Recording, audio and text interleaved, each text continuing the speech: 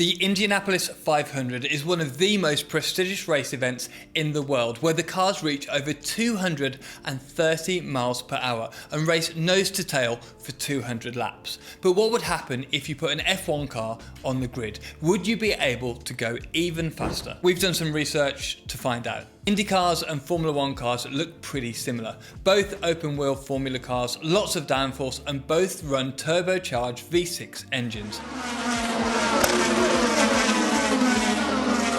However, there are some pretty big differences. Indycar is a spec series, meaning that all of the cars run the same Dallara chassis, the same aero package for each circuit, and have the choice of two engines, Honda or Chevrolet, a bit like the Corvette from earlier. On the other hand, Formula 1 is a constructor championship. The cars are made by the teams, with only some components shared between the teams, like Williams using Mercedes engines and Haas running Ferrari components like the steering wheel. Indycar run the series like this to save costs for the teams and encourage closer racing, meaning there are very limited opportunities to spend more money and gain an advantage over other teams. Where Formula 1 teams spend hundreds of millions on wind tunnel testing and CFD to create their own aero packages, sometimes with new ones for each race, Indycar have to run the same body, floor and wind packages as all the other cars on the grid. And this leads us onto another difference. Indycars run on both ovals and road circuits, and as you can imagine, the aerodynamic and suspension setups need to be very different to accommodate this. Indycar has three distinct aero packages: short oval,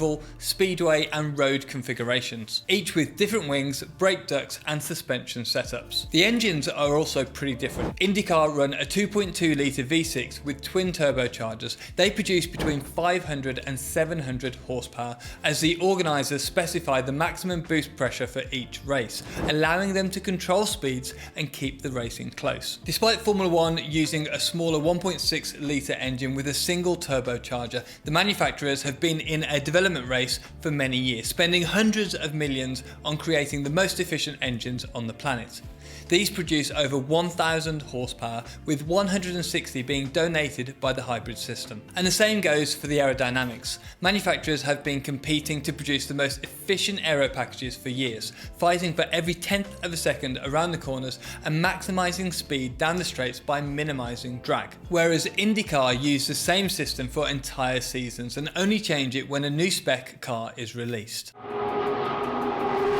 In 2020, Colton Herta set the fastest lap ever at Indy, with an average speed of 237.986 miles an hour. But F1 cars have far more downforce, more power and wider tyres, so surely they would go faster at Indy. Well, it's not as clear cut as that. The best like-for-like comparison we have is at the Circuit of the Americas, where Indycar in road spec ran a 1 minute 46 lap time in 2019, and Formula 1 just a few months later ran a 1:32. So Formula 1 has a 14-second advantage, but that's on a circuit. What about an oval? Despite what many people think, ovals are incredibly tricky to get right. From a setup perspective, the cars need minimal drag to be quick down the straights, but also have a lot of downforce to carry the speed through the corners. For minimum drag, Indycars use their speedway setup. This has a simplified single element rear wing with almost no wing angle. The front wing follows a similar trend with a single element and a simplified end plate. This allows them to reach up to 240 miles an hour on the straights,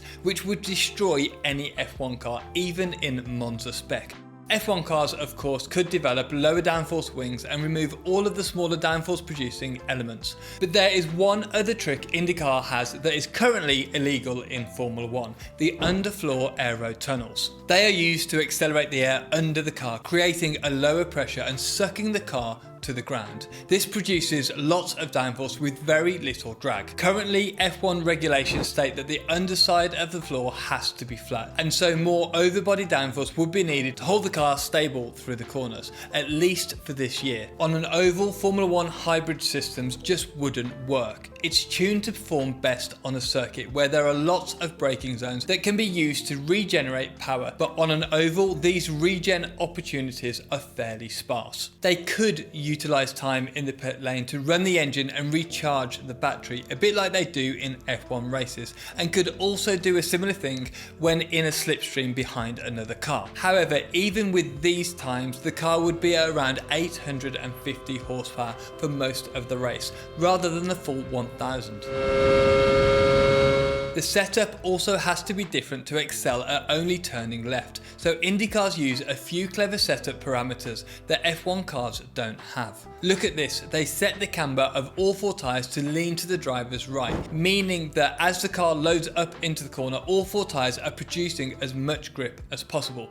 The entire car wants to turn left. They even offset the steering to ease the load on the driver and produce less tyre scrubbing through fast turns. The anti-roll bars also play a huge part. They can actually be tuned on the driver's steering wheel. During a stint and as the cars burn off the fuel, the balance in the car changes. So where a stiffer rear bar would help the car when it's heavier, it may need loosening off for more grip when the car is lighter. And the way this works is genius. The system turns these blades, which are specifically shaped to vary the stiffness of the car. The shape means that if the blade is in this orientation, it is flexible, and if you rotate it by 90 degrees, it becomes much stiffer. So the drivers can vary this to fine-tune the car. The drivers also may want to change the balance of the car into the corners. They do this with a weight jacker. It's a small hydraulic ram that is placed on the rear right suspension. If extended, it changes the cross weight of the car. This is how the car's weight is split between the four tyres. If you extend the rear ram, this puts more weight on the front left tyre. This can make the car have more grip at the front or the rear, depending on what the driver wants at that point in the race. As I'm sure you're aware, F1 has none of these things, quite simply because they aren't needed for circuit racing, where the cars are pretty symmetrical in setup. The oval would also require much longer gear ratios than F1 cars normally run, where shorter gear ratios are preferred for better acceleration. However, the F1 regulations say that the gear ratios have to stay the same for the whole season, but we'll ignore that for now. So in terms of straight line speed, the Formula 1 car has the edge. They have about 150 horsepower more, and providing they develop a specific aero package for Indy, they could produce as much downforce as an IndyCar with similar drag. But it would come down to the corners, being able to carry the momentum through without sliding and scrubbing off speed. One big advantage of the F1 car is the tyres. They are 20% wider on the front and 10% wider on the rear, so the theoretical grip is higher. However, there is one sticky point: the setup.